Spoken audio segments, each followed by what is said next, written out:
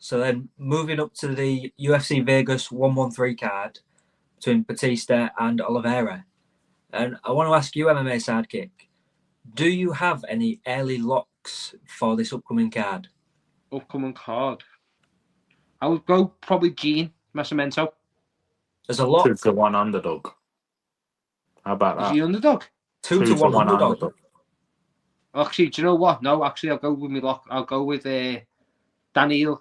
Do you know the Ukrainian fella? Daniil Donchenko. Yeah, I'll go with that. Nice. He's minus 550 money line. Yeah. He's a locker man, and I do believe he's going to get the job done by finish. Oh, 100%. 100%. Daniel's good. I like Daniil. I also like the Polish fella that's fighting Jakub.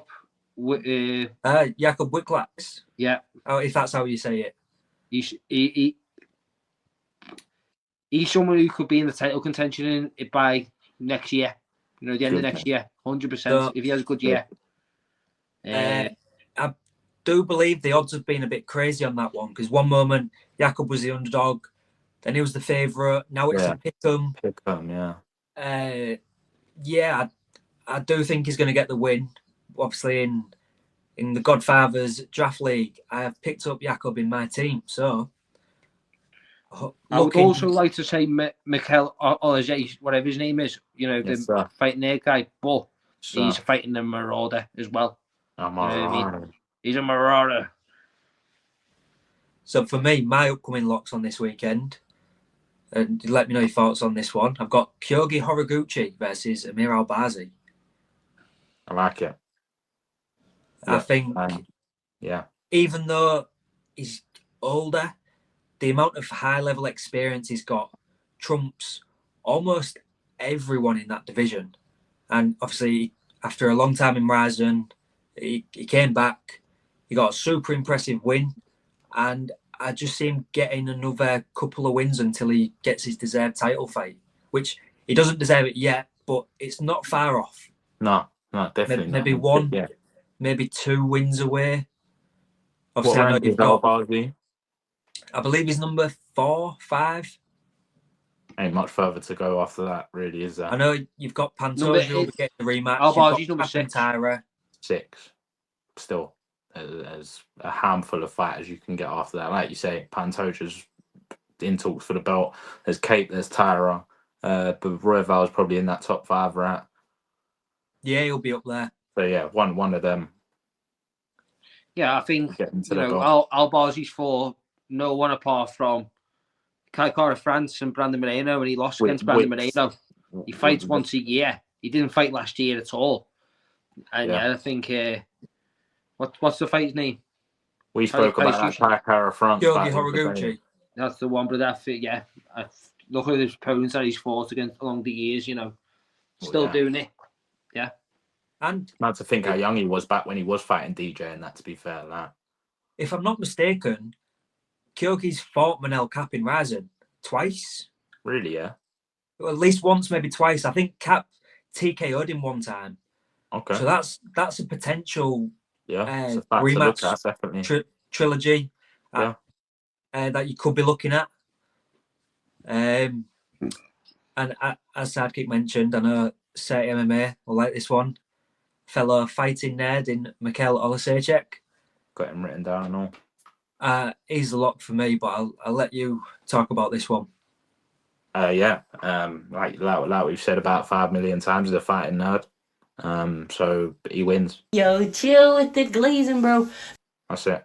No. Simple as his last 2 fights have been first round KOs. I think Barry was, it's twice in his last 4. He's been stopped. I think he's got a stoppage win in there, and he lost his last one by a decision, I think.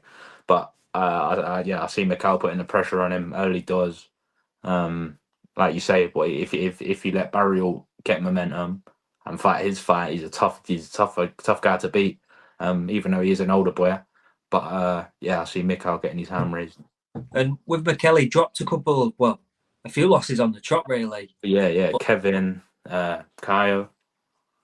There was a couple. I know Kevin was definitely one. There was a few that he lost, and since then he's been on some sort of different smoke. He's been coming out, getting guys out there early. Yeah, he knocked out Cedricos Damas. Yeah, and then his last one was GM13. GM3, yeah. GM3, 13. What the fuck's 13? Yeah. News. So, He's getting older, like, isn't he? So that's the lot. Yeah, oh yeah. Yeah, you can't let him get older your back, bro. And as MMA Sidekick said, I've got Daniil Donchenko as a lock. Is he the Ultimate Fighter winner 2025? Yeah. Taking on Alex Morono, who's been about for a little while. He's not been on too great a form as of recently. He's got, I want to say, he's heavily negative in his last few bouts. And I just look for Daniil to put the pressure on him, look to get the KO TKO stoppage, or maybe the submission, but I'd lean towards KO TKO. Nice. Yeah, I think I said it when we did our ranked picks. I'm shit hot on tough winners. It's such a proven system. These guys go on to win belts. There's been so many. There's like 17 tough winners or tough contestants maybe that have gone on to win a belt. So it's a very proven system. Whoever their scouting is, fair play. Yeah, up him. And yeah, so for my underdog picks of the week, I've got 3 of them. I'll give you the picks and then we'll share our thoughts on them. Yes. So for my underdog picks this week, I've got Vinicius Oliveira in the main event, which to be honest, I'm a bit unsure by, but I'm picking Oliveira. These two I'm more confident on. We've got Gene Matsumoto, who is, as we've said, a 2-1 underdog, which doesn't really make sense to me. Yeah. And Said Nurmagomedov, who is also currently the underdog, but the line is closing and he's getting closer and closer to even and towards that favourite money line. So in that, you've got both Basharats to lose. Yes.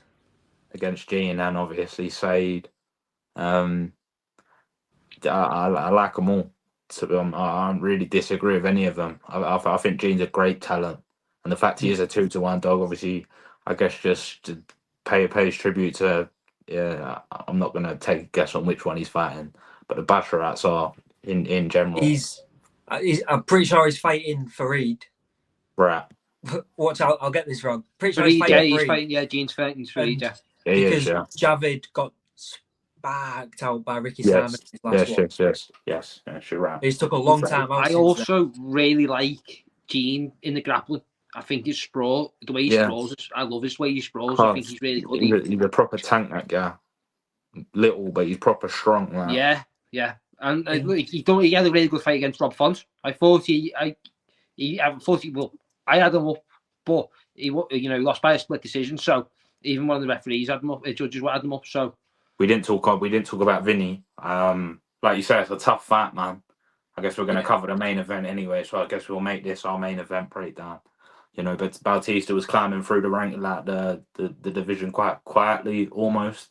Not quietly, but he was being overlooked because of the Aldo fight. Because of the Aldo fight. Everyone was kind of just preying on this guy to lose. And he looked good, obviously beat Pachi, which at the time seemed a pretty big shock. It hasn't exactly aged great, but it's a win nonetheless.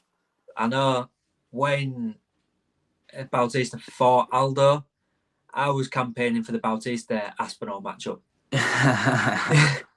Or the Bautista Pereira matchup. Yeah, that one I liked actually. I voted for that one. And he cost me my clean sweep. Well, he didn't. Patchy Mix cost me my clean sweep on UFC 316. No way. I went 12-1 on that card, and that was the only fight that I got wrong. So give him to the Sharks. Hopefully something spectacular from Vinny, who has kind of slowed down a little bit. He turned up, got that huge KO, but even in that fight, he weren't exactly mad on top. Every fight he seems to have to overcome something in order to get the win. See, I remember watching his debut, and since then I've been very hyped on Vinny. For sure, 100%. Vinny's the guy. But it's the wrestling that worries me, and he's fighting a pretty heavy wrestler. Well, what I was impressed by with Bautista in his last fight, he landed that. Was it that big knee on Umar? Yeah. Dropped him, right? Yeah, he had him like Pat him down anyway. That. Yeah, he won like crazy far off of landing a follow-up shot and it being far from stopped, but that's not how it played out. So both guys are dangerous on the feet. You have to give the striking advantage to Vinny. You've probably got to give the grappling advantage to Mario. But it's going to be an exciting fight. I think the heights are very similar, but I think Vinny has a fair bit of reach on Mario. No, Bautista has 2 inches on him. What height really? or reach? No, reach. Oh, really? Yeah, Bautista has 2 inches of reach on him. Right, yeah. Yeah, leg reach is 39 inch. Reach is 72 for Bautista and 70 for Vinny. Okay. Yeah. Because I do that. The same height, they're 5'9". That's what recorded on the UFC website. Oh yeah. Google's got it wrong then. Google has it down as Mario 69, Vinny 70.5 on the reach. Okay. So you just don't know what source to trust ever, do you? Yeah. Well, yeah. It pisses me off. It's like Tapology giving Morales them losses. I'm telling you. It is, yeah. So if you look at the heights on Tapology, 90% of them are wrong and all. I think you're on the right track, boys. I think what I see happening, I see Vinny maybe getting it because he does get a little bit. What's the word I'm looking for? Flashy. Yeah. You know, like Capoeira bit wild. You know. And we also see sometimes fatigue. Something that may cost him down the line. You know, especially against a grappler.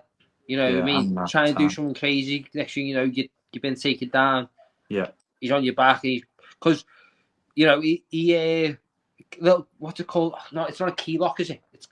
He nearly had Umar in a key lock or something like that on the ground where he was like basically bending his foot like the other way around him. I think he did have his foot. Yeah, you're right. Yeah. So he's tricky. He's really, really tricky, and there's a reason why he was on a 9-fight win streak before he fought Umar, because he is, and he done it quietly. Except for when he went until he beat Aldo. Yeah, he was one of these fighters who was below the radar. Beat Aldo. 100%. Yeah, and he could be like the same. You know, he could be getting outstruck, and then he just does exactly the same as he done against Aldo. Just grapple, take him down. Oh, yeah. And what Ty said, we've seen that Vinny does get tired somewhat quickly, and the 5-round fight is going to be very interesting. Yeah. Because if Mario can take it late, he might even be able to get a stoppage out of it. Yeah. So Vinny might have to have some urgency about him, but not too much. Yeah, he might have to get it in and get it out. Yeah. We're not getting paid for overtime, and especially the fact that they're getting paid for finishes now. You know, it puts a bit more into it, doesn't it, boys? 100%. So then, I'm a fan of all 3 picks, really.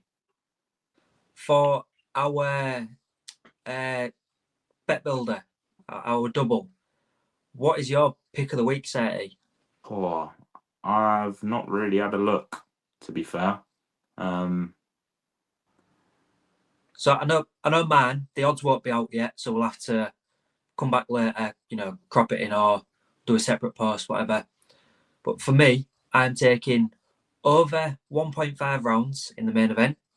Right. And also Vinicius Oliveira to land 25 plus significant strikes.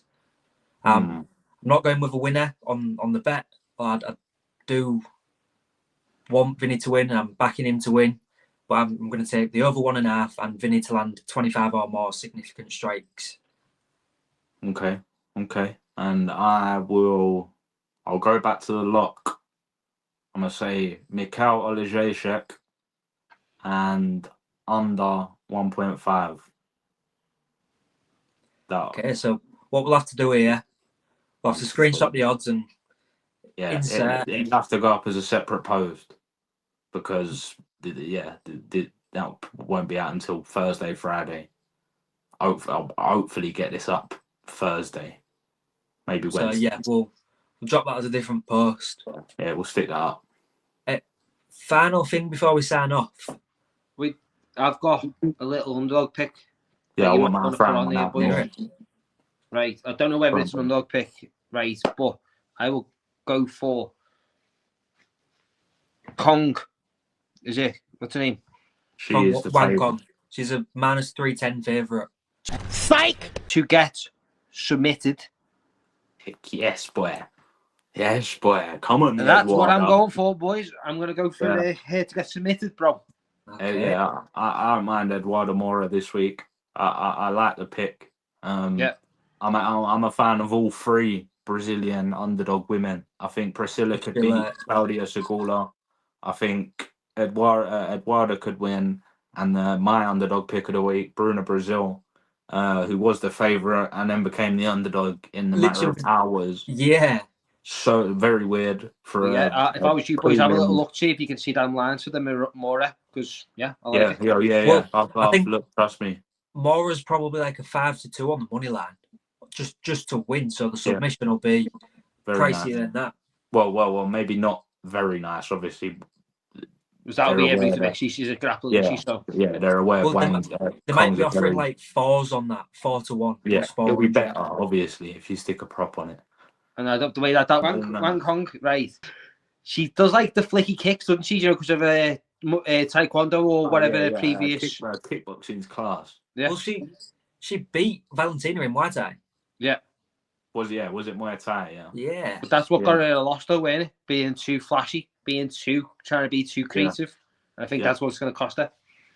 Yeah. Well, I backed Bruna to beat Kong as well. For that reason, I thought Bruna would be able to take her down. But she was a lot bigger than Bruna, who is back at strawweight this fight, which she was for her last fight as well. But a much more suitable weight class for her. She's a bigger girl there, and she's going to get the better of Souza, who isn't a very big girl. So then, last thing before we sign off, the UFC London card has just been leaked. And it got posted by UFC Europe. They deleted it pretty soon after, but now it's back up on the site, on the Instagram. I'll start with Sidekick.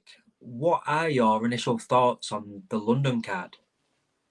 Boys, I spoke to you and I said to you, I like the card, boys, but for certain reasons to other people. So I can understand why people are a little bit pissed who've getting tickets, and I can understand because the main card looks terrible. You've got Austin Lane on the main card.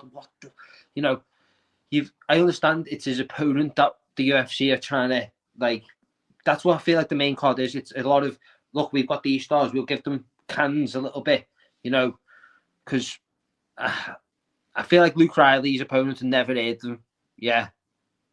As well, or something his name is Mike Laswell. Yeah. He's solid. Coming off a win, I think. To be honest with you, boys, never really heard him. I feel like it's a little bit of a feeder. You know what I mean? I don't mind it. He might have come off tough or contender. I think he came off Ultimate Fighter. I definitely recognise the name. I personally think Curtis Campbell's got a really hard debut. Yeah, against Danny Silva, but also putting him on the main card for your debuts in your own country. It's a lot of pressure. You know what I mean? And that's what I want to be there for. Because honestly, he's someone who I've been hyping up for a lot of years now. Seen him in the amateurs, pros. Now I'm going to see him main card, UFC. And I hope they don't start messing around with the list. You know what I mean? Obviously, I'd rather have Wood maybe on the main card. Take lanes off because the guy gets wasted. And it's a banger that. By the way, Keita versus Wood, such a banger. Yeah, it is a good fight. It is. But you probably someone like Ewo would be better suited as a featured bout, like the featured limb, as opposed to being the feature bout. So the feature, you'd be better off being the feature prelim as opposed to being a feature bout. Third from the top of the card. The placement is a little weird, but overall, I don't think it's that terrible of a card. UFC London, I'm not expecting all these worldy fights. I'm expecting homegrown talent to be put on display, and that's exactly what we're getting. I didn't actually take it in, but I feel like at least every fight's got a Brit in it, bar with maybe one or two. Ewo Lane, Oh yeah, that. There's some Let me Lithuanian get it up just versus. so we can. Oh yeah, I I think it's picked like him actually. Mantas, he's in my draft. Is he versing like a Brazilian or someone? I have a feeling he's not against a Brit. In page. Yeah, you're right. He's fighting Brazilian. Yeah. Oh, that's right. He's He fighting Antonio Chukroli. Yeah, 0-3. 0-3, by the way. Dern's fella, innit? Also, there's Mason Jones versus Alexa Sola. You know what I mean? That's Welsh. Axel Sola. That's Welsh. Axel Sola, yeah. Oh yeah, a Brit though. So two fights without a Brit. That's what UFC London is. It's a showcase for British talent, and I'm happy with it. Sam Patterson versus MVP is a bit mad though. It is a weird fight. I think it was Outlook who said it about him being a ranked middleweight, winning at middleweight. You can't take an unranked fight, but he said in the past he doesn't want to fight bigger people than him that are just going to take him down because it's a waste of time at the end of the day. If he's staying at middleweight, it's going to be strikers. Sam's a grappler. Yeah, but at 170, he ain't weighing 210 pounds on the mat, being able to take him down. You know. So, like I say, I'm not best players with it. There's a few bits that I can nitpick at. Evloev Murphy, either one of them should have been fighting for the belt this weekend just gone. I'd give it Murphy because of the inactivity from Evloev, but that as a fight, I'm not mad at it. They are the clear number one contenders and the winner fights for the belt. I heard a stat today, actually. Sorry, just before we move on, I heard a stat today that I was probably aware of, but just never actually took into consideration. Since Movsar beat Lopez on Lopez's debut, Lopez has had 2 title fights. Movsar's had 2 fights. Aljo and Allen. And Movsar won that fight 3 years ago. That was arguably won. And Allen arguably won. Yeah. And could you make the argument Lopez won? Was that the big thing, or did he just do well? I can't really remember. No, he did well. Yeah, he nearly finished him a couple of times, but he didn't win. Yeah, that's it. There you go. But yeah, I thought that was mental. Yeah, going back to it, Luke Riley, sick fighter. Should he be the co-main event over MVP? That one's odd. And yes, not against the opponent that is against. If you're gonna co-main him, give him a better name value fighter. MVP Sam Patterson is a good fight, don't get me wrong, but why are we giving MVP unranked welterweights, as we've already said? Iwo versus Lane, get that off the main card and get Lane out of the UFC. What else is on? Maybe Iwo retires. Yeah. Well, at the UFC's him anyway. I think it was Iwo versus Tokos that I wanted to see. Yeah. Well, yeah. Tuco's been calling him out. Then I can't remember what that next fight is on the main. Oh, sick fight. I'm happy with that. That should be on the main card. Yeah. Curtis Campbell, Danny Silva. Good fight. Great fight. Obviously, Pink Panther coming off the Contender Series win. As Sidekick was saying, but before we started filming, is incredibly marketable. And more marketable than any fighter you'll probably see. And he's got all the tools to go on and become that guy. Yeah. Shouldn't be on the main card. Right. Boys, trust me. When you see him, when he makes this he'll prove to you he is. Yeah. In March, he'll prove to you he is. When he makes that walk, yeah. The moment he takes them glasses off, yeah. The boy turns into Superman. He's like Clark Kent. Yeah. Takes them glasses off. And the man's got powers. Right. You see his grappling. Yeah. That he showed on the Contender Series, yeah. Boy, he's a striker.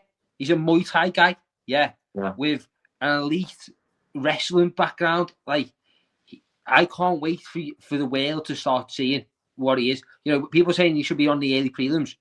I understand that he should possibly be on the prelims, but definitely not the early prelims. The world needs to see who Curtis Campbell is. I think when I did my card builder, I'm pretty sure I had him as the early prelim headliner. Yeah, I had him second fight. But yeah, it's a great fight. Shouldn't be on the main card, in my opinion. Mason Jones, Axel Sola. That has got fight of the night written all over it. That is going to be a banger of a fight, and that should be on the main card. Yeah.